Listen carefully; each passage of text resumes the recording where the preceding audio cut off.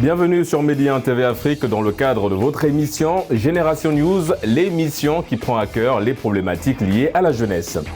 Avec la flopée d'accessoires que l'on nous propose, pas facile de se démarquer. Depuis quelque temps, les bijoux personnalisés font le buzz et permettent à certaines personnes de s'affirmer et d'affirmer également leur style. Comment comprendre l'engouement autour de ces bijoux personnalisés? On en parle en première partie d'émission. Avec les beaux jours, jupes, débardeurs et autres shorts ont fait leur apparition dans les cours des écoles, mais certains établissements refusent que les jeunes filles portent des vêtements trop courts, décolletés ou transparents. Faut-il alors réglementer les tenues des élèves et des étudiants? On en parle en deuxième partie et fin d'émission. Et pour décortiquer tous ces sujets avec moi sur ce plateau, j'ai le plaisir d'inviter aujourd'hui Bérénice. Vous êtes étudiante en sciences juridiques. Merci d'avoir répondu à notre invitation. Bonjour à tous et à toutes, j'espère que vous allez bien. Merci à Génération News et à Régis. Et juste à côté de vous, nous avons Steven, étudiant en droit, deuxième participation à l'émission Génération News. C'est un plaisir de t'avoir à nouveau sur le plateau. C'est un honneur pour moi. Merci. Et de l'autre côté, nous avons Ngondé, vous êtes entrepreneur culturel. Merci d'avoir répondu à notre invitation. Bonjour à tous, c'est Ngondé Fall, entrepreneur culturel. Je suis contente d'être là. Et nous allons aussi terminer avec une, je suppose, qui est contente aussi d'être sur le plateau de Génération News. C'est Aïta, vous êtes entrepreneur. Oui. Merci en tout cas d'avoir répondu à notre invitation. Merci à vous. Alors nous allons tout de suite entrer dans le vif du sujet. Je le disais, il y a une mode aujourd'hui, on ne sait pas si réellement c'en est une. En tout cas, on aura l'occasion d'apporter quelques réponses. Les bijoux gravés ou personnalisés qui connaissent aujourd'hui, on va dire, un renouveau sur le continent. Et comment expliquer en tout cas cet engouement autour des bijoux personnalisés, Steven? Merci. L'engouement autour des bijoux personnalisés, c'est vrai, aujourd'hui, il y en a un peu plus et ça se remarque un peu plus que d'habitude. Mais au fond, c'est justifié, ça se comprend assez facilement, je pense. Ça se comprend du fait que, humainement, nous avons ce comportement ou ce caractère-là de vouloir se faire remarquer, d'être particulier, de ne pas être comme tout le monde. Parce qu'après, sinon, on a du mal. Comme vous avez dit tout à l'heure, on veut se démarquer. Voilà, on veut se démarquer. Donc, comment ça se dit? On essaie de trouver en tout cas des petits... Voilà. Sortir un peu des sentiers battus, Exactement. Se faire remarquer. Donc ça s'explique de ce fait-là. Et de plus en plus aujourd'hui, avec l'arrivée des réseaux sociaux, avec Instagram, avec Facebook, avec tout ce que nous connaissons comme réseaux sociaux, ça fait qu'il y a des bijoux, des montres, tout ce qu'on veut, qui se ressemblent un peu partout. La même montre portée peut être un peu partout sur les réseaux sociaux. Donc, il faut apparaître différent.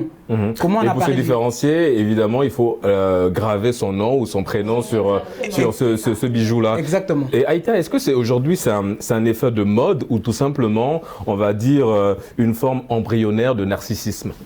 Non, pas narcissisme, je dirais plutôt, c'est une façon de se démarquer des autres. Parce que nous vivons, comme Steven l'a dit tout à l'heure, dans une société plutôt conformiste. Nous portons presque tout le temps les mêmes choses. Donc, il est bien de temps en temps de se démarquer, d'avoir un bijou qui est original, quelque part où il est gravé son nom. Donc, c'est ce qui fait peut-être la personnalité de la personne, le style de la personne. Et c'est devenu aujourd'hui un effet de mode, selon vous? Oui, c'est plutôt devenu un effet de mode. Oui, c'est ça. Et vous avez, Bérénice, des bijoux personnalisés, je suppose, sûrement des cadeaux reçus de vos proches. Mais qu'est-ce que ça représente pour vous, ces bijoux personnalisés? C'est déjà, comment expliquer? C'est une sorte d'appartenance. La personne te montre que voilà, il le fait avec tout son amour, toute sa plénitude, s'il faut dire ainsi. Et donc déjà, quelqu'un m'offre un bijou, ça montre déjà l'impact qu'il a envers moi, mais de plus, il personnalise encore la chose, ce qui fait que comme je disais avant, il y a un plus-value en fait sur sur le bijou. Ça montre vraiment que il est pour toi, il n'est pas pour une autre personne, s'il faut dire. C'est une façon aussi d'assumer quelque part l'acte. C'est assez intéressant. Et justement, Ngoundé, vous êtes comme vous l'avez souligné dans la présentation, vous êtes entrepreneur culturel, vous êtes dans la fabrication des colliers, des bijoux traditionnels, un peu un retour, on va le dire ainsi, à la tradition. Est-ce que dans votre clientèle, vous recevez des jeunes qui viennent pour personnaliser des bijoux? Oui, bien sûr. Parce que je vais rebondir sur ce que Aïta disait tout à l'heure. Allez-y. Parce qu'aujourd'hui, c'est l'originalité. Parce qu'on veut toujours se démarquer des autres. C'est une question de style aussi. Mais il y a les jeunes aujourd'hui, je peux dire les jeunes, mariés ou n'est pas mariés aussi, ils préfèrent prendre des initiales. Des initiales de leurs copains, par exemple. Par exemple, s'il s'agit des femmes mariées, ils prennent le nom de leur mari, le gravé sur les bijoux de taille. C'est une grande preuve d'amour. Oui, preuve d'amour. C'est une façon de dire à une personne que je t'aime. Oui, exactement. Peut-être si tu le dis en face, je t'aime, elle peut le comprendre s'il s'agit d'une dame. Mais si tu le graves dans une montre en or, oui, c'est matérialisé. Oui, ça reste. Donc en fait, c'est plus original aussi, et comme on l'a dit, c'est une preuve d'amour, et c'est peut-être plus symbolique un je t'aime, Steven. Oui, bien évidemment, vous avez raison. Parce que le je t'aime en tant que mot, nous avons parfois tendance à en abuser. On le dit un peu trop. Alors qu'un bijou avec vos initiales ou encore avec des couleurs, une couleur assez particulière ou quelque chose en particulier, ça veut dire que j'ai même pris mon temps pour imaginer. J'ai pris mon temps, il y a vraiment une marque d'affection. Ça veut dire que je suis resté, j'ai réfléchi longtemps à ce qui non seulement doit te faire plaisir, mais aussi quelque chose qui serait unique, quelque chose que je ne retrouverais qu'auprès de toi, que je ne trouverais nulle part ailleurs. Et ça, justement, en amour, ça, je pense que ça compte de beaucoup, parce que justement, l'amour, on ne porte pas le même amour à tout le monde de la même manière. Sa mère, on l'aime de manière différente. Donc, on offre quelque chose en particulier. À sa femme, on offre quelque chose de particulier. Quoique, évidemment, on peut offrir aussi une chaînette gravée, le prénom de maman, oui, bien sûr. comme cadeau. Justement, c'est ce que je suis en train de dire. Si j'achète 2 chaînes, j'achète un collier à Aïta, un autre collier à Ngoundé. Si c'est exactement le même bijou, en fait, j'ai acheté pour les deux. Mais alors que si je porte beaucoup plus d'attention pour l'une d'elles, il faut que chez l'une d'elles, que ce soit un peu plus personnalisé. D'une certaine manière, on catégorise même. D'abord, il y a le côté simple de la chose que je t'offre. Et après, pour quelqu'un que je porte un peu plus, j'apporte une certaine valeur, de l'émotion. Et justement, en parlant d'émotion, parce que c'est bien de souligner ça, Steven, Bérénice, quand on parle d'émotion, est-ce que justement l'émotion est pour beaucoup dans l'émancipation, on va dire, de cette mode? Parce que évidemment, Aïta nous a fait comprendre que ça reste aujourd'hui un effet de mode. Est-ce que le côté émotif est beaucoup dans l'évolution de cette mode, en l'occurrence les bijoux personnalisés, parce que beaucoup vont parfois graver le nom de leur papa ou leur maman décédé pour en souvenir. Exactement. L'émotion joue sur ces bijoux personnalisés-là. Je prends le cas comme il expliquait en fait. Il y a deux femmes. Il y a sa petite amie, il y a sa femme. Il offre les mêmes colliers. Certes, le collier va plaire à tout le monde, mais le collier qui sera personnalisé avec les caractères voilà, il y a ce derrière, on se dit en fait que il a travaillé en fait, il y a un travail derrière en fait qui montre que la chose en fait, elle te touche en fait. C'est pas pareil en fait, c'est pas pareil que j'offre un collier à ma collègue ici ou à Aïta, mais la différence est où en fait? C'est là où l'émotion vient jouer au niveau de la différence. Exactement. Le nom viendra donner l'émotion. Oui, bien sûr. Exactement. Moi, un collier ou alors des boucles que ma maman m'a offert, il y aura plus d'émotion que n'importe quel collier que toi tu peux m'offrir, par exemple. C'est ça. D'accord, évidemment. Allez-y. Bérénice. Par exemple, aujourd'hui, nous voyons que lors des mariages, on grave un peu le nom, les initiales, ou le prénom du marié ou de la mariée pour se souvenir de la date et pour plus d'originalité. Ouais, ça permet aussi de marquer un événement phare, comme on l'a dit. Ça marque. Moi, je veux me rappeler, par exemple, que voilà, ça c'était quand je quittais le Gabon pour ici. Elle m'a dit, bon, tiens, ce collier-là. Tu vois un peu, il y a cette... C'est toute une histoire en fait. Symbolique derrière, en fait. C'est toute une histoire en fait qui est derrière le bijou personnalisé en fait. Ma mère m'a dit tiens ce collier là, va avec ça et je l'ai toujours. Là je l'ai pas porté mais je l'ai toujours. Donc, Et justement, allez-y Ngondé, allez-y. Comme Bérénice a dit, il y a des bijoux qui reçoivent des générations. Par exemple, il y a, dans une famille, on va personnaliser un bijou. Et ce bijou-là va appartenir à la petite fille. Oui, ça remonte à des générations. À des générations, oui. Il y a aussi un autre point qui est très intéressant, et là vous évoluez dans ce point-là, c'est-à-dire que vous rendez hommage à certaines figures emblématiques du continent, Oui, on passe de Senghor à Mariam Abba par exemple, et le fait aussi de personnaliser ce bijou-là, ça attire les jeunes qui veulent ressembler à ces figures-là. C'est le cas pour vous quand vous personnalisez ça, beaucoup de jeunes viennent acheter? Oui, c'est ça. Parce que par exemple, si je sors ma collection, mais par exemple, et je cite un nom comme Fatou Yeli Faye, elle est poétesse. Quand je mets un collier, je l'appelle Yeli. Quand je l'appelle Yeli, elle est connue de Saint-Louis. Peut-être tous les habitants de Saint-Louis vont s'identifier au collier. Vont lui rendre hommage et acheter ce collier-là. Même pour Ndakhte Yalla aussi, parce qu'il y a une histoire qui est derrière Ndakhte Yalla. Oui, ça raconte une histoire derrière Ndakhte Yalla. Chacun se retrouve ça va en fait, apprendre à la jeunesse, l'identification en fait. Ça va apprendre à la jeunesse de se rappeler de notre histoire derrière les bijoux là. Et là, c'est même, je pense, le côté transcendant en fait de. Oui, parce que comme on l'a dit, c'est une reine aussi derrière, donc il y a toute une histoire, c'est important. Aïta, est-ce que vous avez déjà les colliers personnalisés, des bijoux personnalisés? Oui. Comment vous vous sentez quand vous portez ces bijoux et que vous sortez? Par exemple, les bijoux tout couleur. Avec les couleurs orange, jaune, rouge, quelque chose comme ça. Quand je porte ça, je me dis oui, j'appartiens à la culture Peul, tout couleur, je me retrouve dedans.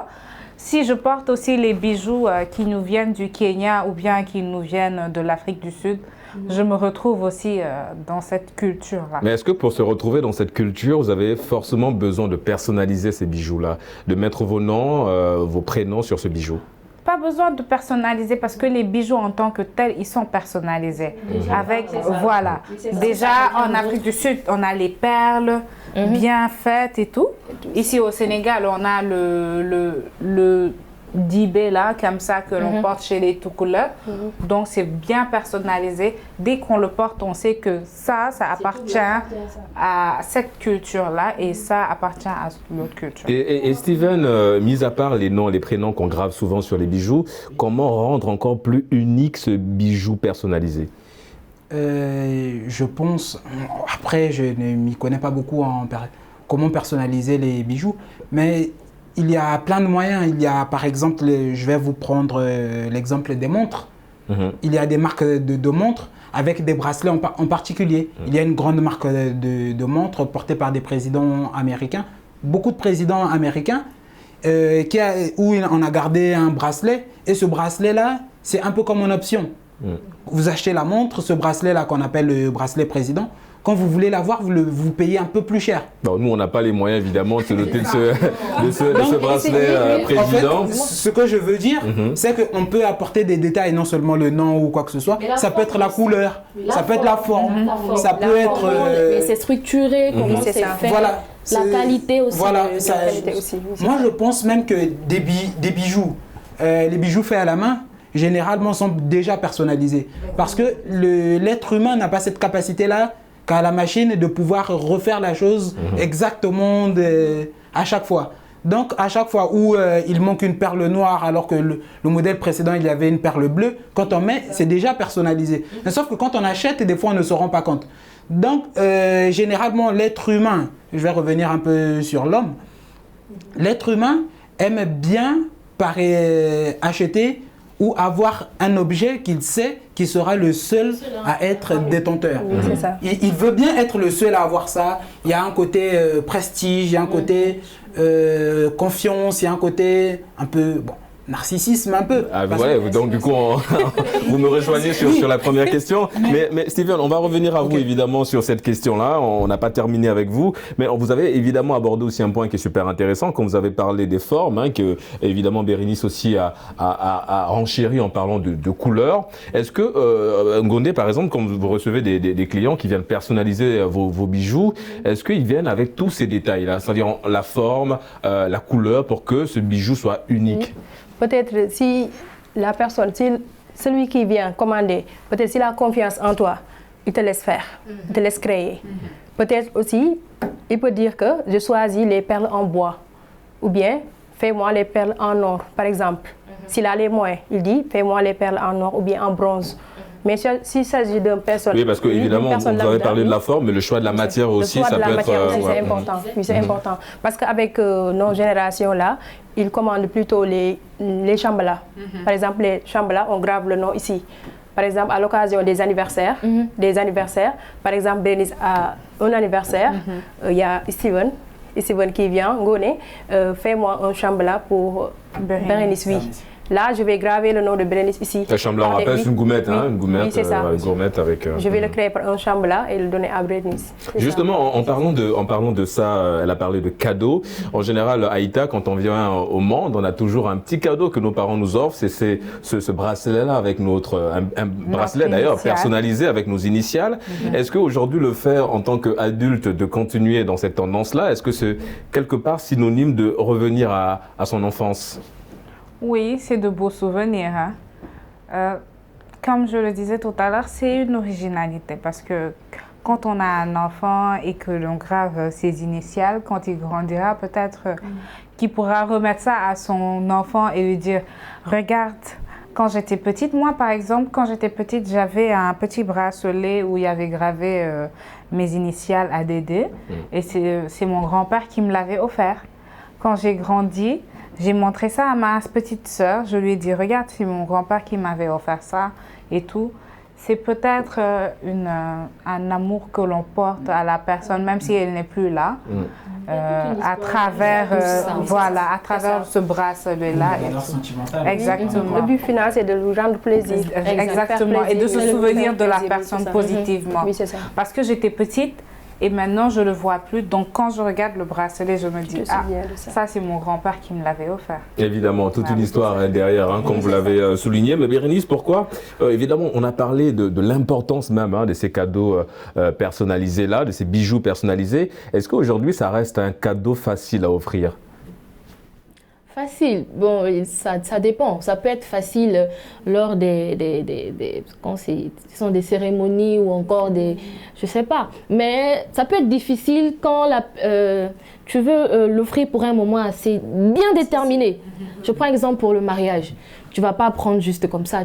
Non, tu prendras par rapport à tu penses que quand je regarde ça, ça ressemble à ma femme.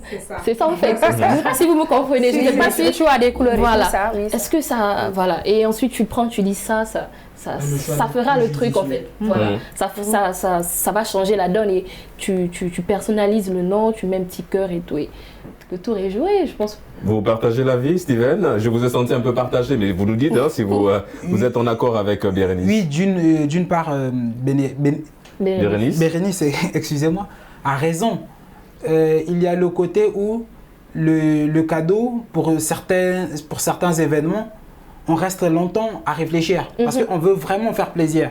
On veut que ce soit quelque chose on veut la singularité de la chose. Marquant, voilà, que ça puisse marquer. En voyant le cadeau, que la personne soit frappée.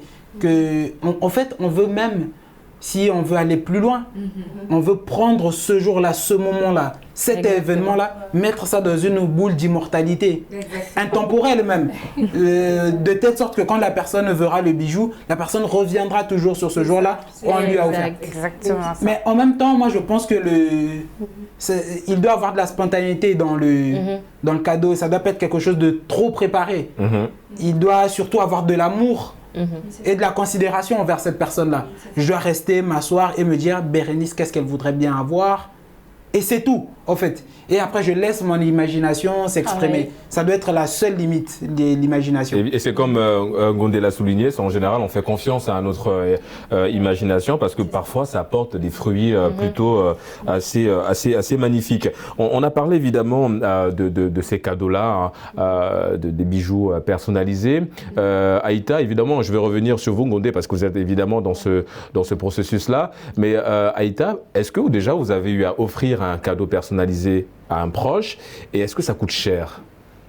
Ça dépend. En fait, il y en a pour toutes les bourses. Hein. Parce que si vous voulez vraiment quelque chose d'extraordinaire, fait à partir de diamants, quelque chose, c'est cher. Donc, moi, j'ai opté plutôt pour quelque chose de simple, comme elle a dit, une petite gourmette avec les initiales et tout.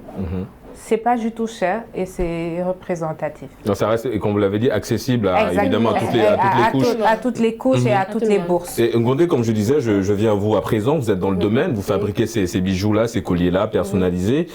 Est-ce que le prix varie en fonction de la matière utilisée? Par exemple, si on utilise des perles de cristal, le cristal est plus cher que le bois. Par contre, le PME est plus cher encore que le cristal. C'est ça, en fonction de ça qu'on confectionne les bijoux. Oui, c'est ça. On parle évidemment de ces bijoux personnalisés, mais derrière aussi l'entretien, ça coûte cher, hein, Bérénice. Si on prend par exemple des bijoux en or ou en argent, derrière, il faut tout le temps aller chez le bijoutier pour essayer de rendre ça encore plus... et ça coûte cher, Bérénice. Oui, l'entretien coûte cher. Voilà pourquoi je disais au début déjà, garder le bijou, un bijou quelconque et un bijou qui est personnalisé, il y a déjà une différence. Tu as plus l'accent sur le bijou qui est personnalisé. Même à chaque fois que tu le mets, tu regardes si c'est pas, il n'y a pas des traits ou alors des défaillances et tout. Et aussi, tu vas plus mettre l'accent sur le bijou personnalisé parce qu'il va falloir le nettoyer à chaque fois. Et je pense que là, tu vas débourser des fonds. Et c'est peut-être dans ce sens-là qu'on dira que c'est assez coûteux de garder un bijou personnalisé. Mais sinon, dans le fond, ça va. Oui, allez-y, Gondé. Moi, je dirais aussi, on doit revenir au consommer local pour que ce soit plus facile. Par exemple, si tu imites un bijou qu'on a fabriqué en Europe, par exemple, c'est trop cher. Par exemple, avec nos artisanaux, tu peux avoir le même bijou, mais peut-être un peu plus africanisé. Africanisé et tout ça. Ça sera trop prix. Et de nos jours, c'est ça. Exactement, et de nos jours, nous avons de vaillants artisans qui font de magnifiques choses, vraiment avec les bijoux personnalisés et tout. Voilà. Alors, évidemment, les bijoux personnalisés, on les aime. En tout cas, sur le plateau, vous les aimez, ces bijoux personnalisés. Mais malheureusement ou heureusement, c'est selon, il y a des détracteurs, il y a des gens qui n'aiment pas ces bijoux personnalisés. En faisant évidemment des recherches, en préparant cette émission, je suis tombé sur beaucoup de gens qui détestent ces bijoux-là. Je cite par exemple, il y a certaines personnes qui disent avoir un bijou avec son prénom et non gravé dessus, c'est comme souffrir de la maladie d'Alzheimer. Vous partagez cette assertion? On donne l'impression que avoir Steven gravé sur sa montre, ça donne l'impression que vous avez besoin de vous souvenir ou vous oubliez comment vous vous appelez tout simplement. J'aimerais bien rencontrer la personne qui dit ça pour discuter avec la personne. Peut-être que j'arriverai à comprendre. Mais je ne partage pas cet avis-là. Parce que quand vous irez, par exemple, chez les militaires, vous remarquerez, surtout les militaires américains, qu'ils ont un collier avec un numéro de matricule et tout. Vous remarquerez qu'elle est, pour moi qui suis... Justement, on va vous couper parce que je n'ai cité qu'une seule phrase, mais les phrases, elles sont nombreuses. Okay. Et il y a une, évidemment, qui faisait référence à ce numéro de matricule parce que quand on dit qu'une jeune fille a un bracelet avec son prénom dessus, d'aucuns disent que ça donne l'impression que c'est par exemple un chat avec son collier qui a un nom dessus. D'autres sont revenus sur le principe de l'esclavage où voilà, on avait un numéro de matricule et un nom gravé sur un collier. Donc voilà, il y a eu autant de sorties péjoratives, si on peut l'exprimer ainsi. Et pour beaucoup de personnes, ça y ressemble le fait d'aujourd'hui d'avoir un collier personnalisé. Moi, je m'éloignerai un peu plus de cette thèse-là parce que je pense qu'il y a suffisamment d'éléments qui me permettent de m'éloigner de cette thèse. Quand je vais quand on comprend ou quand on voit, on observe les sociétés antiques, on remarquera qu'il y a des grands empereurs qui ont fait tailler leur visage sur une pierre. C'est pas parce qu'ils oubliaient son visage. Aujourd'hui, on se mire. Mais on ne va pas devant le miroir parce qu'on oublie son visage. Non, pas du tout. C'est beaucoup plus, moi je pense que ça se rapproche beaucoup plus du côté où la personne cherche à s'affirmer. Parfois, ce n'est pas toujours méchant vouloir s'affirmer. Il y a des gens qui ont parfois besoin de ça pour pouvoir être plus en confiance. Et vous partagez cet avis-là, Aïta? C'est une manière pour nous de s'affirmer, d'avoir un bijou personnalisé? Par exemple, pour le cas des militaires qui ont cette matricule. Voilà. Moi, je me dis que s'ils vont en guerre, par exemple, et qu'ils ont un problème, on n'arrive pas à les identifier, en regardant ce bijou-là, on pourra savoir telle et telle personne. Voilà. On pourra l'identifier par rapport à ça. Est-ce que ça s'applique, Bérénice, au bijou personnalisé? On va rester dans votre exemple qui est un petit peu noir, mais si jamais on tombe sur un décès et que la personne a facilement, ça facilite l'identification. Je voulais aussi rajouter, comme je disais, c'est l'identification aussi. Parce que si je ne le souhaite pas, je fais un accident, j'ai pas de papier sur moi, j'ai mon bracelet écrit Bérénice, je sais pas, un truc de ce genre. Mais facilement, on sait comment faire. On a déjà un élément. Voilà, on a déjà au moins un élément en fait. On met un nom sur la personne. C'est ça, on met un nom sur un visage. Mais alors que quand il n'y a pas d'identification, évidemment, ça devient très compliqué. C'est compliqué. On arrive bientôt au terme de cette première partie. On va terminer, on va boucler cette première partie avec vous, Ngondé. Évidemment, on a fait le tour de la question sur cette problématique des bijoux personnalisés. Mais évidemment, comme vous l'avez souligné également, personnaliser avec nos matières premières, c'est revenir à la source. Et c'est important aujourd'hui. Quel est le message que vous lancez à nos sœurs et frères qui nous écoutent aujourd'hui? Moi, je dirais qu'aujourd'hui, la jeunesse, je dirais même les Africains doivent consommer local. Parce qu'aujourd'hui, je dirais toujours, pourquoi chercher ailleurs alors qu'on a nos produits ici? Et c'est l'heure pour nous de marquer une courte pause. On se retrouve dans une poignée de minutes pour la dernière partie de votre émission Génération News. A tout de suite sur Médian TV Afrique.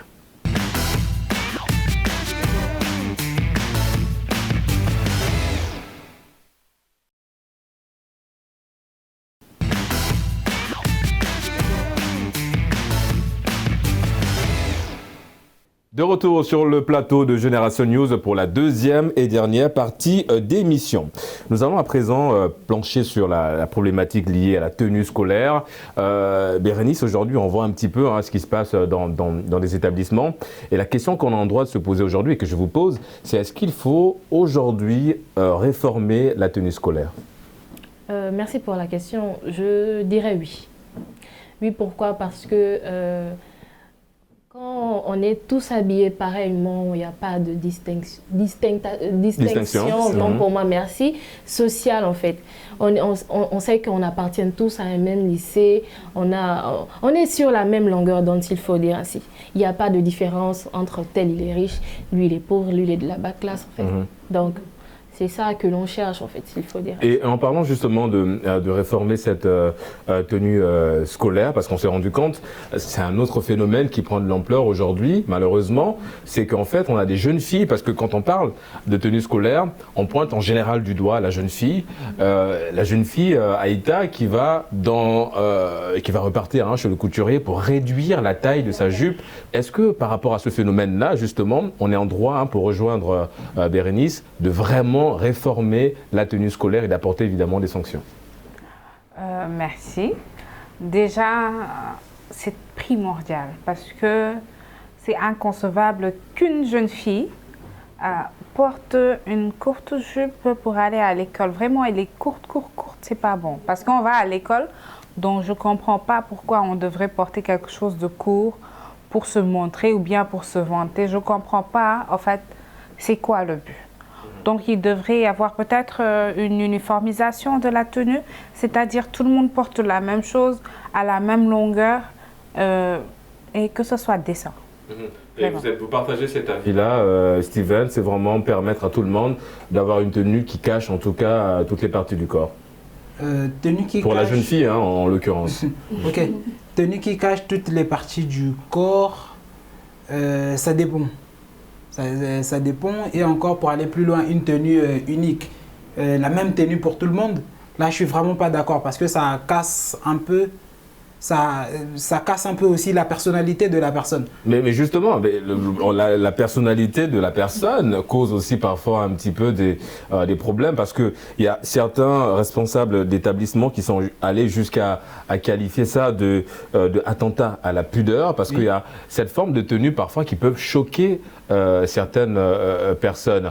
Est-ce que dans ce sens-là, on n'est pas en droit de se demander si on ne doit pas réformer la tenue scolaire? Oui, je suis d'accord avec vous. Mais il y a... Déjà, je vais vous faire une petite confidence. Enfin, je le fais même à la télé. Mais nous sommes preneurs. Je ne suis pas très adepte de la tenue scolaire déjà. J'ai eu à porter une tenue scolaire. C'est pas que je détestais pas, mais je n'aime pas beaucoup cette idée-là. Pour revenir à ce qu'on disait, pourquoi est-ce que je parle pourquoi est-ce que je dis qu'on n'est pas obligé de demander aux personnes de porter les longues robes ou je ne sais pas trop quoi. Non, mais de s'habiller de manière décente, oui. Je veux bien, mais si on le dit parce que ça choque la pudeur de certaines personnes, mais quand on sort hors de l'école, parce que justement l'école, ça vous prépare aussi au monde externe. Le monde extérieur. Si à l'école, je suis bien que je puisse vouloir porter ma mini-jupe, tout ça, on ne me responsabilise pas. Parce que moi, je préférais qu'on puisse responsabiliser les gens au lieu d'apporter des restrictions comme ça. Parce que si cette tenue-là, si je ne la porte pas à l'école, je peux la porter dehors. Oui, mais à l'école, c'est une institution. Il y a des règles à respecter, justement. Oui, je suis d'accord avec vous. Mais je vois aussi le côté où l'école te prépare à l'extérieur. L'école, par exemple, l'école doit t'apprendre, par exemple, à supporter ta différence. Tu es différent des autres, tu dois pouvoir assumer ça. Mais si à l'école, on s'arrange à ce que tout le monde, qu'on puisse mettre tout le monde dans une seule et même boîte, pour moi, d'une certaine manière, on casse un peu la personnalité des gens aussi. Bérénice, je vous sens partagé et pareil également. Non, mais je ne suis pas du tout d'accord avec ce que tu dis. Non. En fait, déjà, avec la tenue, tu vois, c'est plus facile d'aborder l'autre en fait. Parce qu'on est sur la même longueur d'onde. Alors que si... Tu vois, je prends exemple seulement dans nos lycées, les riches marchent avec les riches, hein. Oui, les pauvres marchent avec les pauvres. Oui, mais alors qu'avec cette facilité d'avoir la même tenue, facilement, je peux t'atteindre en fait. Je peux parler avec toi tranquillement, sans avoir des ambiguïtés ou d'arrière-pensée. Oui, vous avez raison. Et on va peut-être revenir sur le point de vue aussi de Condé, parce que je vous ai senti Aïta aussi, vous êtes évidemment un peu... c'est ça, j'étais... Au sens, oui. Allez-y, Condé. Oui, moi je partage l'avis. Il nous faut des uniformes. Je dirais c'est une nécessité. Parce qu'aujourd'hui, pour la sécurité d'abord aussi. La sécurité. De la jeune fille. De la jeune fille. Parce que dans les écoles, il y a des intrus. Il y a trop d'intrus dans les écoles. Et tu dis que l'école doit nous rendre responsables. Est-ce que ce n'est pas déjà nous rendre responsables? Nous demander de nous habiller d'une façon assez décente. Non, mais justement, est-ce que c'est pas déjà... décente est une notion très relative. Parce que pour la jeune dame qui a sa petite jupe, tant qu'elle n'est pas nue, elle est décente. C'est déjà une forme de responsabilité. Est-ce que vous êtes d'accord? Je vous sens depuis vous regardez Steven, vous n'êtes pas du tout... dites-nous évidemment en fait, ce que vous... déjà, je ne comprends pas le fait de dire que porter une mini-jupe ou bien en quoi ça peut... Je sais pas, explique-moi, je ne comprends pas. En fait, ce que je suis en train de dire, je vais revenir aussi sur l'argument de Bérénice. C'est que pour dire, en fait, il est trop simple, pour moi il est même simpliste, de dire que les enfants, en étant dans une cour de récréation, tout ça, parce qu'ils ont la même tenue, croiront qu'ils sont du même milieu social, tout ça. C'est totalement faux et ça a été prouvé dans... Non, mais quelquefois ça permet de... Maintenant, je peux intervenir. Justement, je vais vous dire pourquoi. C'est le social. Non, mais je suis d'accord. Je suis d'accord, mais pour remarquer le niveau social de l'autre, on peut voir le sac à dos. Par exemple, vous n'avez pas tous les mêmes sacs à dos. Il y a des autres qui ont des sacs à dos de qualité, l'autre non. On peut voir le stylo. On peut voir le cahier, on peut voir justement, tout à l'heure on parlait des bijoux personnalisés. Il peut venir avec une montre en or ou un bijou avec son nom dessus. On remarquera par là qu'on n'est pas de la même classe sociale. Même en discutant lors de nos conversations, on ne parle pas forcément des mêmes choses. Lui, il n'a peut-être pas de télé, moi j'ai une télé. Donc, se dire que la télé nous met tous au même niveau, Mais ce n'est pas aussi vrai que ça, je suis désolé. On va y revenir sur, évidemment sur cette question parce que je vois que ça fait un petit peu polémique. On va essayer un petit peu d'avancer dans le débat, mais évidemment on va y revenir. Alors on a parlé évidemment de la tenue scolaire, on a parlé de réformer, même si évidemment Steven il s'inscrit un petit peu en faux dans cette logique-là. Mais on a parlé également, évidemment, il y a le rôle des instituteurs à l'école, mais il y a le rôle des parents aussi. Est-ce que quelque part, Gondé, les parents sont un petit peu démissionnaires par rapport à ça? Il n'y a pas un contrôle parental, on voit que la jeune fille, elle peut sortir comme elle veut, habillée comme elle veut. Oui, je dirais d'une part que certains parents ont démissionné, mais d'autre part, je dirais qu'il y a certains parents qui n'ont plus de temps. Parce que pour régler le quotidien, même quand les parents regardent leurs enfants s'habiller correctement, une fois dehors, ils vont changer l'habillement. Parce que j'en ai vu. Tu portes une jupe descente, à la sortie, tu passes chez Aïta, tu vas enlever ça, tu trouves une autre jupe. D'où l'importance aujourd'hui d'avoir un suivi par rapport à la jeune fille de 16 ans, 15 ans qui se cherche, qui n'a pas de repères et qui estime par exemple que porter une mini-jupe est plutôt plus adéquat que de porter évidemment une jupe qui cache son corps. On va revenir également sur ce phénomène-là parce qu'il faut l'appeler ainsi. Ça prend évidemment, comme je dis, de l'ampleur un peu partout dans les établissements. Et encore un autre fait, évidemment, on parle beaucoup de sécurité. Gondé, on a parlé dans son argumentaire du danger, la sécurité. Il y a un phénomène aussi qui grandit et qu'on essaie aujourd'hui de l'éradiquer, c'est, on va dire, le harcèlement en milieu scolaire. Et le danger, il est là quelque part si la jeune fille arrive et elle n'est pas habillée de manière décente. Aïta. Oui, le harcèlement en milieu scolaire, ce qui devrait ne même pas avoir lieu parce que je ne comprends pas qu'un professeur puisse, par exemple, je m'excuse, puisse regarder de manière indécente son élève parce qu'elle est habillée en jupe courte ou bien parce que... Oui, mais est-ce que quelque part, c'est pas aussi l'accoutrement qui favorise, qui facilite ça? On ne joue pas l'avocat de l'enseignant, évidemment. Je ne voulais pas en venir là. Ce serait par exemple justifier le viol. Parce que ce serait justifier le viol parce qu'on ne peut pas dire que cette personne... elle a juste porté une mini-jupe, c'est pourquoi je vais l'harceler, c'est pourquoi je vais avoir une certaine appréhension vis-à-vis de cette personne-là. Non. Là, je ne suis pas du tout d'accord. Parce que l'accoutrement diffère de la personnalité de la personne et tout. On peut voir, par exemple, à l'école, on peut voir des jeunes filles porter des mini-jupes et tout. Elles sont très intelligentes, elles sont ouvertes d'esprit, mais ce n'est pas une raison... Mais Bérénice, est-ce que c'est une question de suivisme aussi quelque part par rapport à ce jeune fille-là? On a un groupe de copines par exemple et on veut automatiquement ressembler à ces copines-là. Du coup, on se laisse facilement entraîner dans certaines dérives. Merci pour la question, mais c'est aussi l'une des causes en fait de ce phénomène-là, le suivisme. Le suivisme est l'une des causes de ce phénomène. On veut ressembler à ce que l'on voit. Tu viens au lycée, tu es toute, au collège, tu es novice. Exactement. Tu viens avec l'esprit enfantin, l'esprit du primaire. Tu tombes sur des gens qui s'habillent autrement, qui pour se mettre en valeur, on diminue la jupe ou on serre le... Mais là, ça joue en fait. Tu te dis, bon, moi je vais ressembler vu que c'est la mode, moi je vais ressembler à ça. Et toi, qu'est-ce que tu fais? Tu pars, tu diminues ta jupe, le suivisme est vraiment, c'est l'une des clés en fait de ce comportement, de ce phénomène-là, s'il faut dire ainsi. Excusez-moi aussi, je rejoins Bérénice sur ce qu'elle vient de dire. On constate aussi un complexe. Au niveau de certaines filles. Par exemple, quand je vois que Bérénice à l'école, elle a mis une mini-jupe avec une belle chemise. Le complexe en fait. Exactement. Moi, si je me regarde dans le miroir, je vois que oui, je suis bien faite et tout. Je ne peux pas porter ça, j'ai un complexe. Je me dis, oh, Bérénice, elle est plus belle que moi. Bérénice, elle a plus de forme que moi.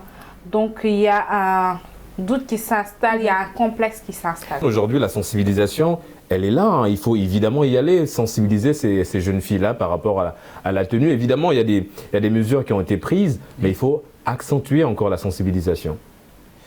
Oui, accentuer la sensibilisation sur les dérives engendré par la tenue ou je ne sais pas quoi.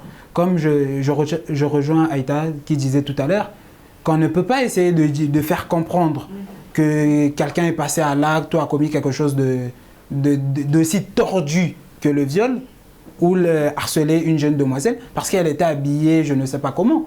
Ça veut dire que de base, on a un esprit assez tordu quand même pour pouvoir revenons sur le débat, évidemment. Revenons sur le débat, parce que comme on l'a dit, hein, évidemment, ça reste un point. Aïta a apporté des arguments, évidemment. Nécessaires. Mais revenons sur le débat. On l'a bien dit, évidemment, la jeune fille, elle a peut-être quelque part ce droit aussi de s'habiller comme elle veut, mais à l'école, comme on l'a souligné, l'école c'est une institution et évidemment il y a des règles à respecter. On ne peut pas s'habiller de manière indécente à l'école. Oui, bien sûr, l'école est une institution un peu comme la police où il y a certaines dames qui portent des mini-jupes. Ce que je suis en train d'essayer de dire, c'est qu'il y a des libertés. On respecte les libertés de chacun. Ce que je suis en train de vouloir dire, c'est que l'école est censée nous préparer à la vie extérieure à l'école. Hors de l'école, on va rencontrer des gens avec des parties parfois plus généreuses. Hors de l'école, on va rencontrer des gens mieux habillés ou je ne sais pas comment. Mais si on est habitué à être dans un environnement où, parce que on est moins que quelqu'un d'autre, on essaie de nous ramener au même niveau, on vit dans l'illusion. Justement, moi, ce que je suis en train d'essayer de dire, c'est que parce que cette théorie-là de la tenue bien faite et tout ça a connu ses limites. Je vais dire... Et pourquoi selon vous? Pourquoi ça a connu? Pourquoi ses limites? Mais justement, c'est parce que on avait un peu trop d'attentes. On avait un peu trop d'attentes par rapport au port de la tenue. Et après, on s'est rendu compte, je vous prendrai l'exemple d'un pays comme... l'Irlande, l'Angleterre, qui sont des pays très réputés dans le port de tenue, tout ça. Mais il y en a de moins en moins. En France, avec le mouvement, je pense, de mai 1968, ils ont arrêté, la tenue n'est plus obligatoire. Donc, ce que je suis en train de vouloir dire, c'est qu'on attend un peu trop de la tenue. Il y a l'éducation que les parents apportent à la maison, il y a l'éducation qu'on apporte à l'école. Moi, j'ai été dans des écoles où, et bien évidemment, on était en tenue, tout ça. Mais nous, on portait nos baskets et des marques de luxe, tout ça. Et parce que ça aussi, c'est intéressant, Bérénice, parce que, évidemment, comme je l'ai dit, hein, quand on parle souvent de la tenue scolaire, on pointe souvent du doigt à la jeune fille. Mais qu'en est-il du jeune garçon dans cette problématique? Ah, mais la tenue scolaire, moi, je pense que c'est aux deux niveaux, en fait. De la même façon, la fille doit être réglementée, de la même façon, le garçon doit être réglementé. Il y a des garçons qui serrent leur pantalon pour, je sais pas, pour montrer plus d'élégance ou de swag. Il y a d'autres qui déboutonnent, je sais pas. En fait, c'est dans les deux niveaux, en fait, que ce soit la fille, que ce soit le garçon. Il y a quelque chose d'autre qu'on reproche, justement, à la tenue scolaire. Parce que quand vous allez dans certains pays, ou même dans pratiquement tous les pays, vous verrez que la fille, la jeune demoiselle par exemple, c'est la jupe, la chemise, le jeune garçon c'est le pantalon et la chemise. Mais vous remarquerez que d'une manière assez inconsciente, et il y a plein de sociologues qui pointent cela, on essaie de séparer l'homme et la femme en fait. On fait la distinction entre les genres. Et cette distinction-là va continuer jusqu'au niveau du travail et tout ça. Donc, on comprendra plus aisément que l'accoutrement, par exemple, de l'hôtesse, et le jour où on verra un pilote avec une chemise un peu plus manche courte, tout ça, on sera étonné, tout ça, alors que ils peuvent s'habiller comme ils veulent. Je ne sais pas si vous comprenez. Donc, d'une certaine manière, la société, en obligeant la tenue, on sépare, en fait, les genres et on ne se rend même pas compte.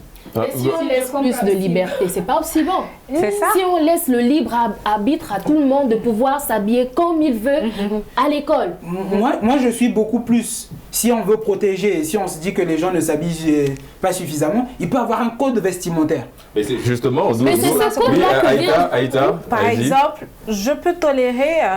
je préfère, par exemple, que l'on porte la tenue au collège, au lycée. C'est préférable. C'est pour mieux canaliser les jeunes, à ne pas porter n'importe quoi, n'importe où. Et comme l'a dit Bérénice tout à l'heure, l'école est une institution. On ne devrait pas s'habiller comme on le veut. On est préparé au monde extérieur. Parce que quand on ira peut-être à l'université, Ou même dans le domaine même de l'emploi, Oui, il faut garder exactement. certaines habitudes. Exactement. Au niveau des Exact. banques, on est obligé de porter quoi? Des C'est costumes, pantalons bien serrés, bien truqués, les chaussures cirées et tout. Donc, ça nous prépare à l'avenir. Mais comme un informaticien Moi, aussi oui. peut travailler en short dans sa chambre. Donc c'est relatif. Moi, en fait. j'appuie. Oui, allez-y, Gondé. J'appuie ce que Aïta a dit, parce que ça apprend les enfants ou bien à se responsabiliser, à s'habiller correctement aussi. Comme tu le dis, à s'habiller correctement. Parce qu'aujourd'hui, on ne sait pas qui est qui. On est étudiant, on est coiffeuse, mais on ne reconnaît pas qui est exactement aujourd'hui. pour marquer la différence en fait. Pour entre marquer la les différence cycles. entre ces entités-là. Et revenons justement, on va repartir à l'école, Steven. Est-ce qu'aujourd'hui, le redressement vestimentaire est un retour à une discipline qui permet d'améliorer le niveau des élèves? Malheureusement non. Malheureusement non. Je reviendrai d'abord, je vais rebondir sur ce qu'elle disait tout à l'heure.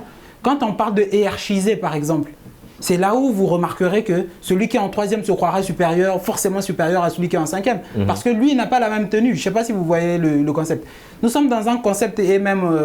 Il n'a pas besoin de l'affirmer, sa supériorité en fonction de la tenue. Rien que la classe, déjà, c'est suffisant. Oui. S'il est en troisième et que l'autre en Oui, mais sauf sixième. que je sais que nous ne sommes pas de la même classe, juste parce qu'il y a cette différence-là. Mais sinon, quand on se voit dans la classe de récré, il y a des enfants qui ont une croissance plus rapide et tout ça, on ne se rend même pas compte.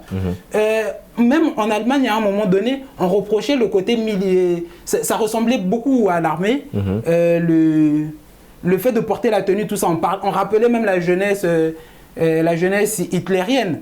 Donc, ce sont des gens carrés, tout ça. Et c'est même ça le but de la tenue au début. Quand la tenue arrive en France au XVIIe siècle, mais de base, c'était pour ça. La tenue était arrivée pour que les gens puissent entrer, pour faire entrer les gens dans des rangs. Un peu comme du conformisme, mais qui, dommage, a échoué. Non, apparemment, Steven, il est contre voilà, la réforme de la tenue scolaire. Bérénice, je vais passer à vous. Évidemment, je vais vous reposer la question. Est-ce que le fait justement d'apporter cette discipline à l'école en ce qui concerne la tenue vestimentaire des élèves, ça permet d'augmenter, sinon de structurer leur niveau d'études? Pour cette question, je dirais non. Voilà, parce que certes, on peut avoir l'uniforme tous pareil, mais on n'a pas tous la même intelligence. Chacun vient avec son intelligence, chacun vient. D'autres sont assez déjà avancés, d'autres sont moyens, d'autres sont faibles. Voilà, chacun vient avec son intelligence. Mais je ne pense pas que la tenue scolaire, non, je ne suis pas. Aïda, allez-y. Je dirais plutôt que elle permettra, par exemple, aux enfants de ne pas se concentrer sur le style vestimentaire. Voilà, par contre, ça leur permettra de se concentrer sur autre chose et de savoir que l'habit ne fait pas le moine. Exactement. Voilà. Oui, Gondé, je vous ai senti. Vous allez rejoindre qui cette fois-ci? Vous allez dans quel sens là? Allez-y. Bérénice. Je vais rejoindre Bérénice. Parce que ça permet de la concentration aussi. Exactement. Parce que quand on n'est pas stable, on ne peut pas étudier. Par exemple, quand tu penses que le statut social, celui-là est riche, moi je suis pauvre, peut-être ça peut me renfermer de ne pas suivre bien les études. Mais alors que avoir une tenue uniforme, ça permet évidemment d'effacer ces disparités de couches sociales. Oui, Steven. Ce que je ne partage pas. Mais je ne partage pas. Non, mais c'est ça, c'est son avis aussi. Après, ce que je suis en train de dire, c'est qu'il y a le côté culturel aussi. Moi, quand j'arrive, je suis dans une école. Je suis originaire, on va dire, d'un pays où il y a un tissu traditionnel. Quelqu'un d'autre vient avec un autre tissu, tout ça, on vient, on se rencontre. Il y a le côté on se partage la culture aussi. Il n'y a pas que des mauvais côtés. C'est comme il n'y a pas que de mauvais côtés dans le port de tenue, dans le port de la tenue, il y a plein de choses. On peut s'intégrer facilement. Tu sais que le favoritisme aussi est là. On pourra favoriser d'autres au détriment d'autres. Je suis d'accord avec vous. Ce que je dis, c'est que dans le port de la tenue, par exemple, il y a le fait, par exemple, de se sentir l'appartenance, par exemple. Il y a ce sentiment-là d'appartenance. Quand nous nous baladons tous avec la même tenue, et donc c'est quelque chose de bien. Vous êtes catégorique, on ne doit pas réformer la tenue scolaire. Ce que moi je suis en train de dire, c'est que on peut aller sur une base où on choisit. où chaque école, par rapport aux valeurs que ces écoles-là choisissent de défendre, chaque école peut avoir ce libre arbitre-là ou ce loisir-là de choisir s'il faut reformer ou pas. Et cela dépend de chaque école. Comme il y a des écoles aussi qui peuvent choisir de ne pas mettre de tenue ou de tenue trop longue ou je ne sais pas quoi. Moi, je préfère que ça appartienne à chaque école. Qu'au lieu qu'il y ait à la place, comme au Congo par exemple, où toutes les écoles ont la même tenue. Ah bon? Ça veut dire qu'une école, par exemple, qui ne défend pas ces valeurs-là, tout ça, sera obligée de suivre parce que c'est ça la règle. Moi, je suis dans beaucoup plus de la défense de liberté des écoles et des élèves. Évidemment, des étudiants aussi. Oui, Aïta, allez-y. Par exemple, moi, pour avoir porté une tenue scolaire pendant 8 ans, au lycée et à l'université, moi, je trouvais que c'était bénéfique. Parce que le matin, je ne me casse pas la tête. Je viens, je sors la tenue, je mets ça. Il n'y a pas de chichi, il n'y a pas de truc. Je viens, je porte, je pars. Après, il n'y a pas de... Qu'est-ce que je dois porter? L'hantise de, je ne sais pas, tout le temps être parfaite et tout. Non, tout est prêt. Et c'est ça. C'est bénéfique. Voilà, c'est bénéfique, vraiment. Il y a un côté positif. Exactement. Et surtout, tu vois, par exemple, la personne qui n'a pas assez de moyens. Exactement. Dans des écoles, il viendra avec la même tenue, tu vois. Ça pose un regard vers cette personne-là. Et la personne qui est assez aisée, elle viendra avec aujourd'hui, elle porte Gucci, demain, elle est à Adidas.